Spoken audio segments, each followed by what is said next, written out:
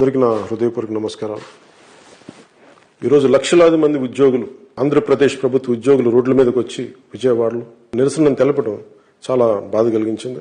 ఉద్యోగాలు చేసుకోవాల్సిన టీచర్లు గాని, ప్రభుత్వ శాఖల్లో ప్రజలకి సహాయ సహకారాలు అందించి వాళ్ళ ప్రజల్ని అవసరాలను తీర్చాల్సిన ఉద్యోగులు ఈ రోజున రోడ్ల మీదకి వచ్చి పెంచామని చెప్పిన జీతాలు 5,000 నుంచి 8,000 తగ్గిపోయిన విధానం, వీటన్నిటి మీద కోపాలు వాడిని ప్రదర్శించడం, ప్రభుత్వం పట్టించుకునే విధానాన్ని బయటికి వచ్చి వాళ్ళ నిరసన తెలియజేయడం చాలా బాధ కలిగించింది.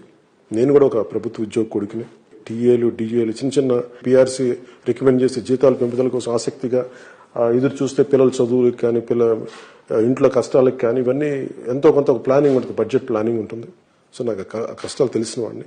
ముఖ్యంగా వైసీపీ ప్రభుత్వంలోకి రాకముందు ప్రతిపక్షంలో ఉన్నప్పుడు వచ్చిన వారం రోజుల్లో సిపిఎస్ రద్దు చేస్తామని చెప్పారు. అసలు దాని గురించి ఊసే ఎత్తలేదు.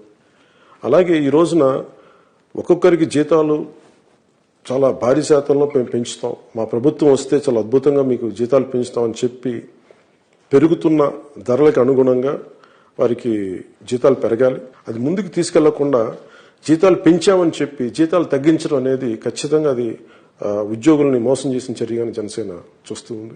దీని గురించి ముందే మాట్లాడదాం అనుకుంటే ఆంధ్రప్రదేశ్ ఉద్యోగ సంఘాల నాయకులు ప్రభుత్వంతో చర్చలు జరిపి మేము వేరే రాజకీయ పార్టీలని మేము దీంట్లో భాగస్వామ్యం చేయదలుచుకోవట్లేదు, మేము వారి సహకారం మాకు అవసరం లేదు అని ఆ మాటలు విన్న తర్వాత నేను కూడా ఒక అడుగు వెనక్కి వేశాం.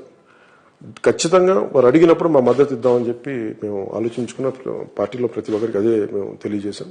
కానీ ఈ రోజున లక్షలాది మంది టీచర్లు బయటకు వచ్చి ఇంత ఎండలో వారి నిరసన కార్యక్రమాన్ని వారు తెలపడం చాలా బాధ కలిగింది. లక్షలాది మంది రావడం నిజంగా చాలా బాధ కలిగించింది. అలాగే ఎక్కడ పట్ట దాదాపు 200 పైచిలకు వ్యక్తులను అరెస్ట్ చేయడం నాకున్న ఇన్ఫర్మేషన్ ప్రకారం, అలాగే వాళ్ళ మీద కొంతమంది మీద లాఠీ చార్జ్ జరపడం, ఇవన్నీ చాలా బాధ కలిగించింది. మాట ఇచ్చిన ప్రభుత్వం వెనక్కి తగ్గటం, నిలబెట్టుకోకపోవడం చాలా ఈ చర్యని మోసపూర్తిగానే చూస్తుంది జనసేన.